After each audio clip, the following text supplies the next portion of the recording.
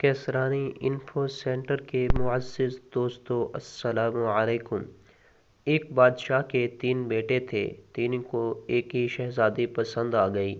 انہوں نے بادشاہ کے سامنے الگ الگ وقت میں اپنی اس خواہش کا اظہار کیا تو بادشاہ سخت پریشان ہوا اور سوچ میں پڑ گیا کہ میرے تینوں بیٹے ہی مجھے بہت عزیز ہیں اور ایک ہی بیٹا شہزادی سے شادی کر سکتا ہے، کہیں ان کا آپس کا اتفاق ختم ہی نہ ہو جائے۔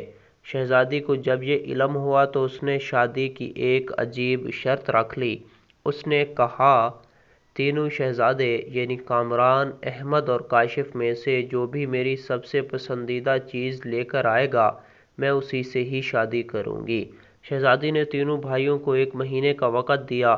تینوں بھائی اپنے اپنے گھوڑوں پر سوار ہو کر اپنی اپنی منزل کی طرف روانہ ہوئے اور شہزادی کے لیے پسندیدہ چیز تلاش کرنے کی کوشش کی۔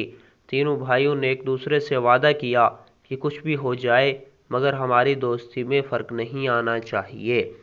تینوں بھائی ایک مقام سے اپنی اپنی سمت میں روانہ ہوئے۔ کامران جنوب کی طرف، احمد شمال کی طرف اور کاشف مغرب علاقے کی طرف روانہ ہوا۔ شہزادہ کاشف ایک شہر سے گزرا تو اس نے دیکھا کہ ایک درویش نے ہاتھی کا دانت اٹھایا ہوا ہے۔ کاشف نے پوچھا، بابا جی یہ ہاتھی کے دانت کو کیوں اٹھایا ہوا ہے؟ درویش نے کہا کہ یہ کوئی معمولی دانت نہیں ہے، یہ بہت ہی قیمتی دانت ہے۔ اس کے اندر جھانک کر اس چیز کو دیکھا جا سکتا ہے جس کو دیکھنے کی آپ نے دل میں خواہش کی ہو۔ شہزادہ کاشف نے جب درویش کی بات سنی تو وہ بہت ہی خوش ہوا۔ اس نے سوچا اس سے اچھا تحفہ تو شہزادی کے لیے نہیں ہو سکتا ہے۔ اس نے وہ دانت 40,000 درہم میں درویش سے خرید لیا۔ شہزادہ احمد ایک جگہ سے گزرا تو اس نے دیکھا کہ ایک جگہ پر کچھ لوگ جمع ہیں۔ احمد وہاں گیا تو ایک آدمی بستر مرگ پر تھا اور وہ ٹھیک ہو گیا۔ پوچھنے پر لوگوں نے بتایا کہ ایک جادوئی سیب سے آدمی کا علاج کیا گیا ہے۔ اس سیب کی یہ خاصیت تھی جو بھی اس کا تھوڑا سا حصہ کھا لے تو وہ کسی بھی بیماری سے نجات حاصل کر لیتا ہے۔ شہزادہ احمد نے جب یہ سنا تو اس نے وہ سیب شہزادی کے لیے 40,000 درہم میں خرید لیا۔ ان کا بھائی کامران ایک بستی سے گزرا تو ایک آدمی کرسی کی نمائش کر رہا تھا۔ کامران کے پوچھنے پر آدمی نے بتایا، اس کرسی پر بیٹھ کر جس جگہ پر جانے کی خواہش کی جائے تو وہ آدمی وہاں پہنچ جاتا ہے۔ کامران نے وہ کرسی شہزادی کے لیے خرید لی۔ تینوں بھائی دوبارہ ایک مرکز پر اکٹھے ہوئے تو کامران اور احمد نے کاشف سے کہا کہ تم شہزادی کے لیے کیا چیز خرید کر لائے ہو؟ تو اس نے وہ ہاتھی کا دانت دکھایا اور اس کی خصوصیات بھی بتائیں۔ دونوں نے کہا، شہزادی کو دیکھنے کا دل کر رہا ہے، ہماری یہ خواہش پوری کر دو۔ جب انہوں نے ہاتھی کے دانت کے اندر جھانکا تو دیکھا شہزادی کو سانپ نے ڈس لیا ہے۔ وہ تینوں پریشان ہوئے تو کامران نے کہا، میری اس کرسی پر بیٹھ جاؤ۔